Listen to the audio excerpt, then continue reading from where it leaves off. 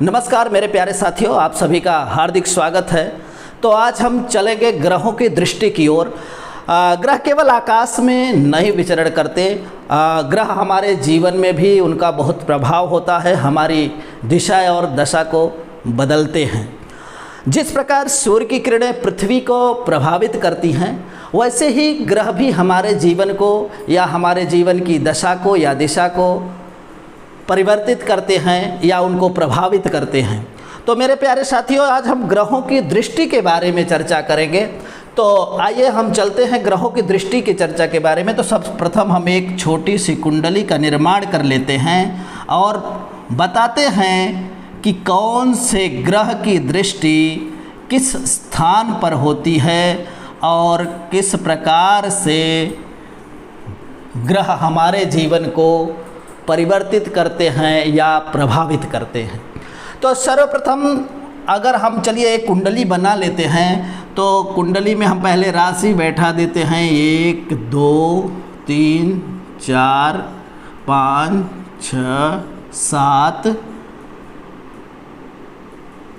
8 9 10 11 और ये 12। तो मेरे प्यारे साथियों, कुंडली में जब ग्रह बैठ जाते हैं, हम कुंडली में जब कुंडली के घर में या भावों में जब हम ग्रहों का समावेश कर देते हैं, ग्रह विराजमान हो जाते हैं, तो मेरे प्यारे साथियों सभी ग्रह अपने घर से 7वें घर पर दृष्टि डालते हैं। अर्थात जितने भी 9 ग्रह हैं अपने स्थान से जिस घर में बैठे रहेंगे, उदाहरण के तौर पर मान लीजिए हम यहाँ पर गुरु लग्न में गुरु बैठे हुए हैं। कौन बैठे हैं? गुरु बैठे हुए हैं। तो गुरु की दृष्टि अर्थात जितने भी 9 ग्रह हैं, सारे 9 ग्रहों की दृष्टि जहाँ भी जिस स्थान पर बैठे रहेंगे, जिस घर में बैठे रहेंगे, वहाँ से उनकी 7वीं दृष्टि होती है। यह सभी 9 ग्रहों की यही स्थिति है। लेकिन कुछ ग्रह ऐसे हैं कि 7वें घर के अलावा अन्य ग्रहों पर भी दृष्टि डालते हैं। आज हम उन्हीं ग्रहों के बारे में जानेंगे मेरे प्यारे साथियों। अगर आप कुंडली का विश्लेषण करने के लिए या कुंडली का फलादेश करने के लिए ग्रहों की दृष्टि बहुत आवश्यक होती है, क्योंकि ग्रह ही हमारे जीवन पर प्रकाश डालते हैं या हमारे दिशा को या हमारी दशा को परिवर्तित करते हैं। तो आइए हम सर्वप्रथम गुरु के बारे में जानेंगे। जो गुरु बृहस्पति जी हैं, उनकी दृष्टि कैसी होती है। सर्वप्रथम मान लीजिए गुरु प्रथम भाव में बैठे हैं, तो यहाँ से हम गणना प्रारंभ करेंगे 1 2 3 4 5 6 7। तो उनकी दृष्टि एक तो 7वीं दृष्टि हो गई। 7वीं दृष्टि से देखेंगे, 7वें भाव को देखेंगे, 7वें घर को देखेंगे। इसके उपरांत गुरु हमारे 5वें घर को भी देखते हैं, 5म भाव को भी देखते हैं। तो गुरु जहाँ बैठे रहेंगे वहाँ से हम गणना शुरू करेंगे, गिनती शुरू करेंगे। तो 1 2 3 4 5 गुरु की एक दृष्टि 5वीं दृष्टि हो गई और एक दृष्टि 9वीं दृष्टि है और एक 9वीं दृष्टि ये है। तो गुरु किस किस भाव को देते हैं, कुंडली के घर को किस किस स्थान को देखते हैं। तो गुरु सर्वप्रथम 5वीं दृष्टि को देखते हैं, फिर 9वीं दृष्टि को देखते हैं। अगर कहें तो गुरु जिस स्थान पर बैठे रहेंगे 7वीं दृष्टि पर नज़र डालते ही हैं, 5वीं दृष्टि पे नज़र डालते हैं और 9वीं घर पर दृष्टि डालते हैं। इसी प्रकार से मेरे प्यारे साथियों शनि जहाँ बैठे रहते हैं, मैंने आपको जैसा कि बताया कि सभी ग्रह 7वें भाव को देखते हैं, 7वें घर को देखते हैं। ऐसे ही शनि 3य घर को देखता है, मतलब 3रे भाव को देखता है, 3रे घर को देखता है और 10वें घर को देखता है। मेरे प्यारे दर्शकों, अगर आपको फलादेश करने का या कुंडली की भविष्यवाणी करने का जुनून है, तो आप इसी का धीरे धीरे नोट्स बनाते रहें, अपने समझ के अनुसार से बनाते रहें, ताकि आप कुंडली के बारे में अच्छे से गहन अध्ययन उसके विषय में कर सकें।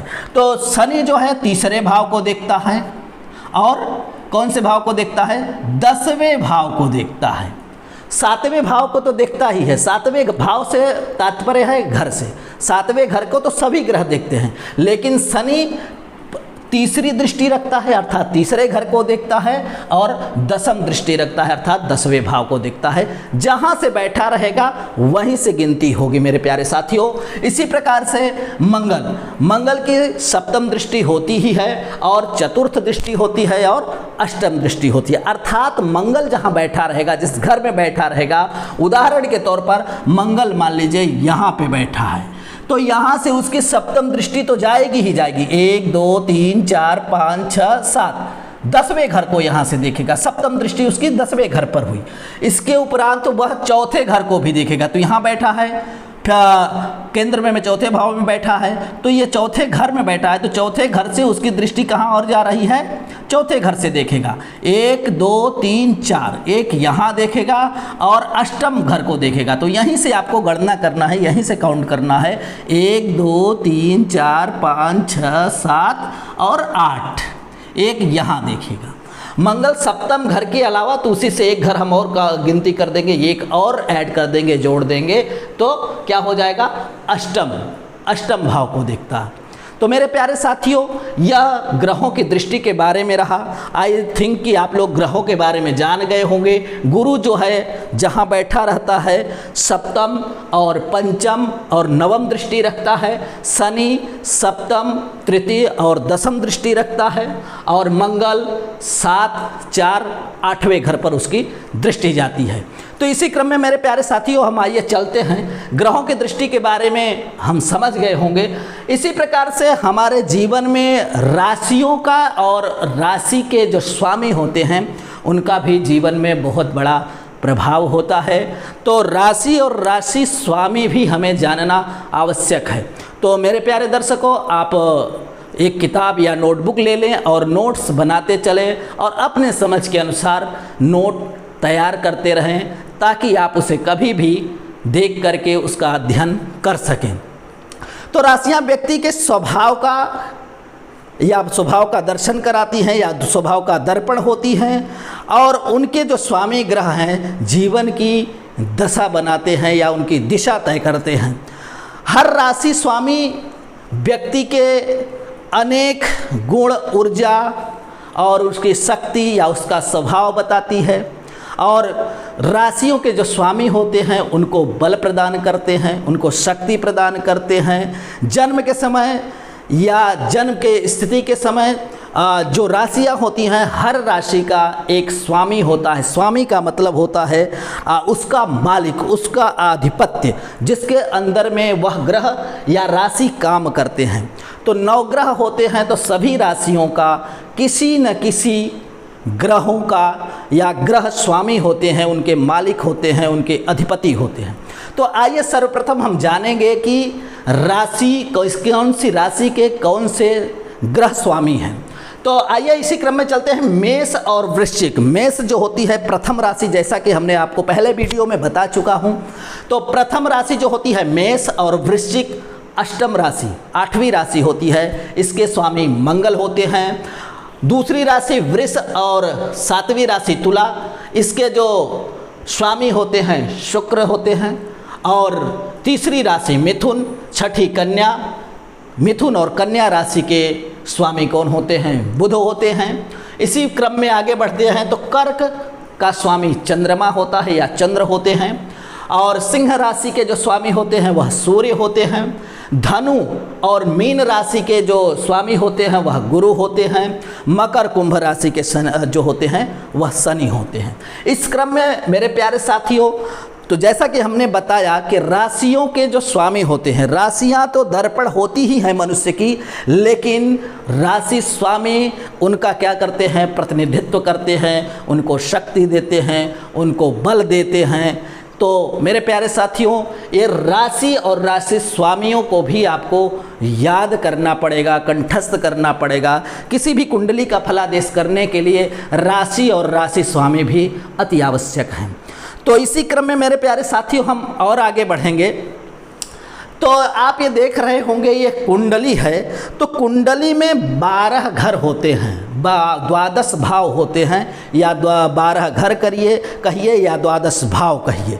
तो यह 12 भाव हमारे जीवन के 12 अध्यायों में विभक्त है, 12 अध्यायों में इसको बांटा गया है। और 12 जो यह घर हैं, ठीक है, 12 यह जो भाव हैं हमारे किसी न किसी अध्याय का प्रतिनिधित्व करते हैं, या हमारे किसी न किसी विषय के बारे में उसका वर्णन करते हैं। हम हर भाव किसी न किसी क्षेत्र का दर्पण होता है, आईना होता है, हमारे क्षेत्र का या हमारे व्यवहार का या हमारे जीवन का वह दर्पण होता है, मुझे आईना दिखाता है या उस क्षेत्र के बारे में हमें ज्ञान प्रदान करता है कि वह क्षेत्र हमारा कैसा है, किस प्रकार से होगा। इसी प्रकार से हमारी जन्म कुंडली में जो 12 घर हैं, जो यह 12 भाव हैं, तो 12 घरों से यह हमारे संपूर्ण जीवन का एक आईना होता है। एक आईने के रूप में हम इसे देख सकते हैं। जिस प्रकार से आईना हम सत्य असत्य या हमारे रंग रूप आकार के बारे में बताता है, वैसे ही यह कुंडली के 12 भाव हैं हमारे पूरे शरीर का या मनुष्य का या लग्न का या जिसकी यह कुंडली होगी उस व्यक्ति का यह आईना है 12 घर। तो प्रथम भाव से व्यक्ति 12 भाव तक हर भाव अपना एक गहरा प्रभाव या छाप छोड़ता है। तो मेरे प्यारे साथियों, इसी क्रम में हम आगे चलेंगे। तो किस भाव से 12 जो घर हैं, 12 जो भाव हैं, किस भाव से हम क्या देख सकते हैं मनुष्य का। तो आपको यहाँ पर दिख रहा होगा, तो जो प्रथम भाव है उसको तनु भाव कहते हैं। क्या कहते हैं? प्रथम भाव जो है वह तनु भाव है। तो तनु भाव किसका होगा? इसी को लग्न कहते हैं। इसी को जो प्रथम भाव होगा इसी को लग्न कहते हैं। और लग्न को ही जो प्रथम घर होता है, जो पहला घर होता है, इसी को तनु भाव कहते हैं। तो मेरे प्यारे साथियों, तनु भाव में हम क्या क्या देख सकते हैं, या मनुष्य का या कुंडली का विश्लेषण उसके विषय में क्या क्या बताता है प्रथम भाव। तो सबसे पहले उसके रूप के बारे में बताता है। उसका रूप कैसा है, उसका वर्ण कैसा है, और उसका चिन्ह कैसा है, उसकी जाति क्या है, उसकी अवस्था क्या है, और उसके सुख दुख का प्रमाण बताता है, और उसके साहस शौर्य शक्ति का भी प्रदर्शन करता है हमारा प्रथम भाव। इसी को तनु भाव कहते हैं। किसी के कुंडली में हम प्रथम भाव से यह सारी चीज़ें जानकारी कर सकते हैं, इसका फलादेश कर सकते हैं। इसी क्रम में मेरे प्यारे साथियों, दूसरे भाव में आते हैं जिसका नाम है धन भाव। हिंदी में इसको संस्कृत में इसको धनम कहते हैं, हिंदी में धन भाव कहते हैं। तो धन भाव से द्वितीय स्थान, द्वितीय भाव को धन स्थान कहा गया है। तो धन स्थान से हम क्या क्या देख सकते हैं? तो कहते हैं स्वर्णादि धातु। स्वर्ण, आपके पास कितनी दौलत, कितनी संपत्ति, कितने स्वर्ण, कितनी धातुएं आपके पास होंगी, और रत्न, और आपकी ध्वनि, आपकी वाणी, और बुद्धि, आपका भोजन, कुटुंब, कुटुंब अर्थात आपका परिवार, पत्नी, क्रय विक्रय, विरासत आदि। आप कितने के विरासत के मालिक होंगे, कितने आप राज भोग सकते हैं, इत्यादि के बारे में हम द्वितीय भाव से जान सकते हैं। इसी क्रम में मेरे प्यारे साथियों आते हैं तीसरा जो कुंडली का घर होता है, तीसरा जो भाव होता है वह किसका होता है? भ्राता, भाइयों के बारे में। भ्राता सहोदर, सहोदर का मतलब होता है सह उदर, सहोदर अर्थात उदर का मतलब पेट, अर्थात जिस गर्भ से मैं पैदा हुआ उसी गर्भ से जो कोई और संतान पैदा हुई वही सहोदर होता है, अर्थात हमारे भाई इत्यादि। तो सहोदर से हम क्या देख सकते हैं? नौकर चाकर देख सकते हैं, उसका पराक्रम देख सकते हैं। इन सारी चीज़ों को हम किससे देख सकते हैं? तृतीय भाव से, अर्थात तीसरे घर से देख सकते हैं। इसी क्रम में हम चलते हैं मेरे प्यारे साथियों, चतुर्थ भाव है। चतुर्थ भाव में आपको पहले भी बताया है, चतुर्थ भाव एक केंद्र में भी आता है जो हमारे सुख का कारक होता है या सुख का घर होता है। तो यहाँ पर आप देख रहे होंगे चतुर्थ भाव से हमारे सुख का अंदाजा या सुख का फलादेश किया जाता है। तो चतुर्थ भाव से और क्या क्या देखा जाता है? सबसे पहले माता को देखा जाता है, माता के विषय में जाना जा सकता है, वाहन इत्यादि के बारे में जाना जा सकता है, और मित्र इत्यादि के बारे में जाना जा सकता है, मकान, भूमि, भवन आदि के बारे में जाना जा सकता है, विद्या के बारे में जाना जा सकता है, आपके ग्राम के अर्थात आपके गांव के विषय में भी इससे आप फलादेश कर सकते हैं। और चौपाए जीव मतलब चार, पहले के समय में आपने देखा होगा लोगों के पास बड़े बड़े हाथी घोड़ा होते थे, राजा महाराजाओं के पास, तो चौपाए पशुओं के विषय में आपके पास पशु इत्यादि कितने हैं, ठीक है, वाहन कितने हैं, तो पशु इत्यादि से आप वाहन भी समझ सकते हैं, आपके वो वाहन सुख है या नहीं है, वाहन इत्यादि देख सकते हैं, मित्र देख सकते हैं, मकान देख सकते हैं, ग्राम देख सकते हैं, क्षेत्र, भूमि, भवन, आपका राजनीतिक भविष्य कैसा है, लोगों पर आपका आधिपत्य कैसा रहेगा, आपका राजनीतिक क्षेत्र कैसा रहेगा, इत्यादि चीज़ें हम चतुर्थ भाव से देख सकते हैं। इसी क्रम में हम आते हैं मेरे प्यारे साथियों पंचम भाव में, अर्थात पांचवें घर में आते हैं। तो देख रहे होंगे आप कि यह संतान, पुत्र इत्यादि के लिए यह घर माना जाता है। यहाँ से हम पुत्र इत्यादि के विषय में हम जान सकते हैं। तो पांचवें घर से बुद्धि के प्रबंध, विद्या इत्यादि, विद्या के बारे में हम जान सकते हैं कि जातक कितना पढ़ेगा, नहीं पढ़ेगा, या उसकी पढ़ाई में या उसकी शिक्षा में बाधा आएगा, तो किस किस के बारे में जान सकते हैं विद्या। और यहीं से हम संतान के बारे में भी जान सकते हैं कि संतान उत्पत्ति का क्या इसका विषय रहेगा, या संतान उत्पत्ति के विषय में हम यहाँ से इसका फलादेश कर सकते हैं। भक्ति की भी और रीति और न्याय के विषय में भी हम किससे जानेंगे, पंचम भाव से जानेंगे। इसी क्रम में हम और आगे बढ़ते हैं तो पंचम भाव में नीति, न्याय इत्यादि भी इसमें समाविष्ट है। इसी क्रम में हम आएंगे जो छठा भाव है, छठा भाव शत्रु का भाव है मेरे प्यारे साथियों। तो यह भी जीवन के जो हमारे प्रतिनिधित्व करते हैं 12 घर, तो शत्रु भी, जैसा कि आप जानते होंगे कि हमारे जीवन में, हमारे रास्ते में बहुत कांटे, शत्रु, मित्र आदि सब बनते बिगड़ते रहते हैं। तो छठे भाव से, षष्ठम भाव से हम शत्रु के विषय में वर्णन करेंगे या उसके विषय में हम जानेंगे। शत्रु के बारे में, शत्रु केवल मनुष्य ही, जैसे आपका पड़ोसी या किसी व्यक्ति से आपकी शत्रुता होगी, केवल शत्रु वह नहीं है, हमारे शरीर में भी कोई ऐसी चीज़ें अवरोधक होती हैं तो वह भी हमारे शत्रु होते हैं। जैसे फोड़ी फुंसे हो गए, वह भी आपको तकलीफ़ देते हैं। जैसे आपके शत्रु लोग आपको तकलीफ़ पहुंचाते हैं, कष्ट देते हैं, उसी प्रकार से आपके शरीर में अगर कहीं फोड़ी फुंसे, कहीं तकलीफ़ हो गई तो वह भी हमें पीड़ा पहुंचाते हैं, दुख पहुंचाते हैं, तो वह भी शत्रु ही कहलाते हैं। तो फोड़े फुंसी और क्रूर कर्म, जहाँ तक क्रूर कर्म वाला होगा, अच्छे कर्म वाला होगा, अच्छे विचारों वाला होगा, यह हम किससे देखेंगे, षष्ठम भाव से देखेंगे। रोगी है या निरोगी है, कैसी उसकी काया रहेगी, यह भी हम, और उसकी नौकरी, उसकी शंका, विविध प्रकार की वह थिंकिंग जो करता है, उसके विचार, उसकी शंकाएं क्या हैं। मामा का भाव भी यही है।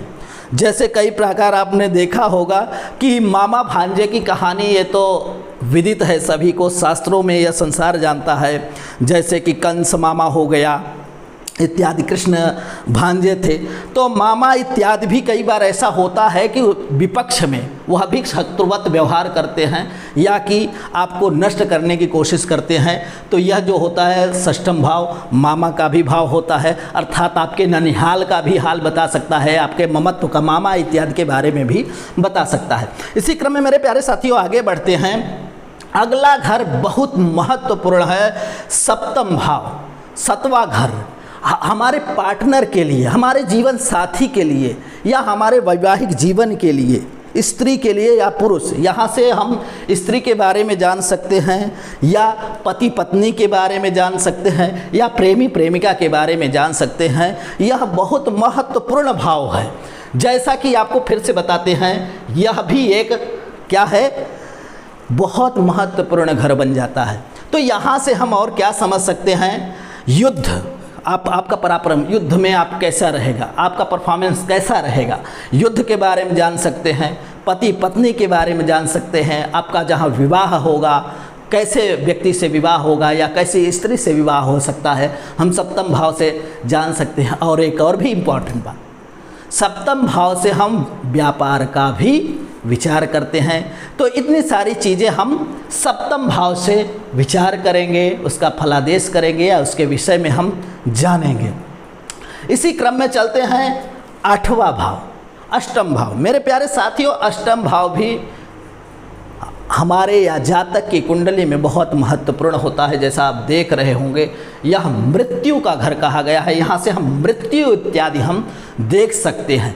तो नदी के पार उतरना, यह जीवन जो है क्या है, यह जीवन, यह संसार कहते हैं ना, संसार सागर है। इस संसार को हम कैसे पार करेंगे, आसानी से पार कर लेंगे कि हमारे जीवन में संकट आएगा या हम बीच में ही इस भवसागर से पीछा छुड़ा लेंगे या हमारी मृत्यु हो जाएगी आदि आदि।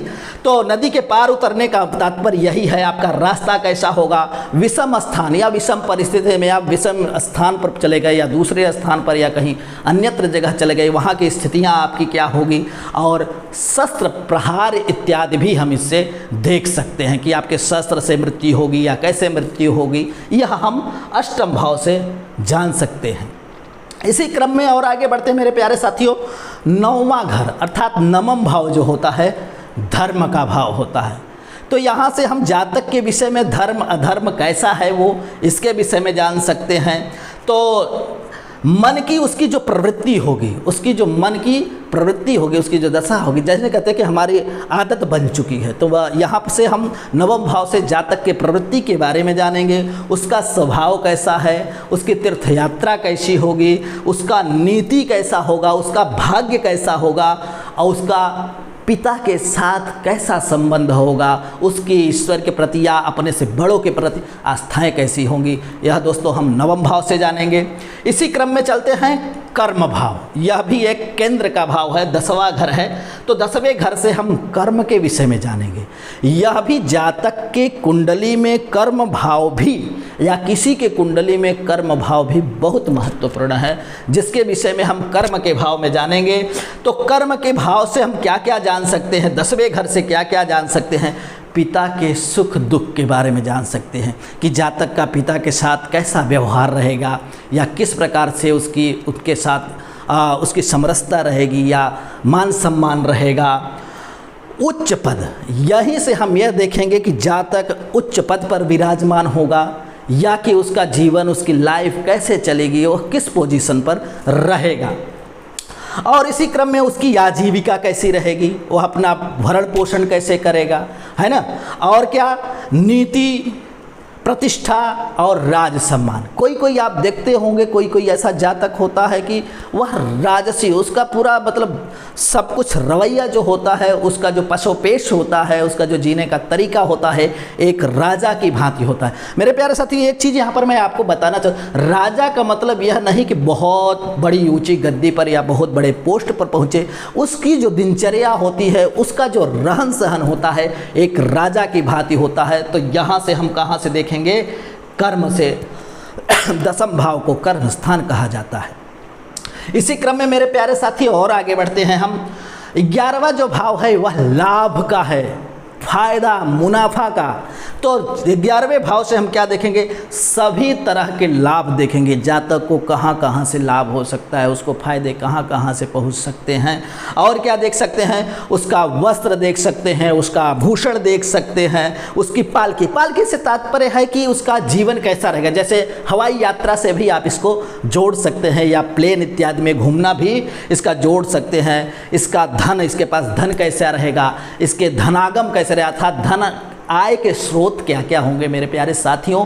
तो बहुत महत्वपूर्ण भाव 11वां भाव भी हो सकता है, जिसका नाम ही है लाभ भाव। इसी क्रम में आखिरी में चलते हैं व्यय। भाई आय होगा तो व्यय भी तो होगा, तो व्यय का भी हम विचार करेंगे। किस स्थान से करेंगे, 12 भाव से या 12वें घर से हम जातक के व्यय का अनुमान लगाएंगे। उसका व्यय कैसा होगा, वस्तुओं में व्यय का विचार करेंगे, उसके हानि का विचार करेंगे, उसके चिंता का विचार करेंगे, कितना चिंता करता है, कितने, जिसको कहते हैं ओवर थिंकिंग, शौर्य और विदेश यात्रा इत्यादि भी हम उस पर 12वें घर से करेंगे। उसके दंड का, बंधन का भी हम इसी घर से विचार करेंगे।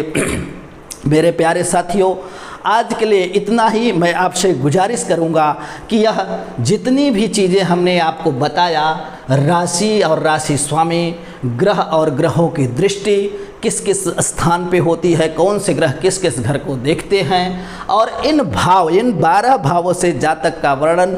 तो मेरे प्यारे साथियों, अगर आपको वीडियो अच्छी लगी हो तो लाइक सब्सक्राइब करें और अपने मित्रों के साथ शेयर करें, ताकि यह वो लोग भी ज्योतिष का लाभ ले सके, या जो ज्योतिष सीखना चाहते हैं या ज्योतिष में जिनको इंटरेस्ट है वह भी इस वीडियो से लाभ ले सके और अपना फायदा कर सके और कुंडली के फलादेश करने में समर्थ हो सके। नमस्कार।